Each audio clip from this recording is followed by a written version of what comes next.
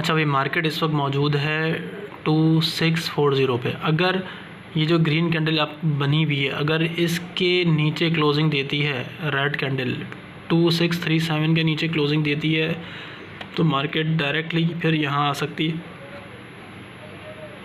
इसकी वैल्यू है 2618 तक मार्केट आ सकती है। ठीक है, क्योंकि मार्केट ने ये जो कैंडल थी इस पर धोखा दिया लोगों को, क्योंकि मैंने आपको बताया था कि मार्केट अगर इस लेवल यानी कि यहाँ पर 2651 के ऊपर क्लोजिंग देती है तो फिर मार्केट ऊपर जा सकती है।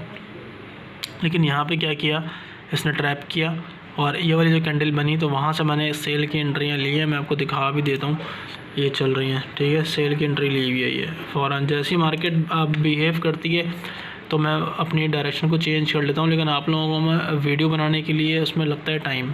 ठीक है, तो अगर मार्केट इस वाले कैंडल इस ग्रीन के नीचे क्लोज़ करती है H1 तो फिर मार्केट डाउन की तरफ जा सकती है। और जब तक ये ग्रीन के नीचे क्लोजिंग नहीं देगी मार्केट या तो यहीं घूमती रहेगी या तो वापस ऊपर चली जाएगी इस एरिया तक।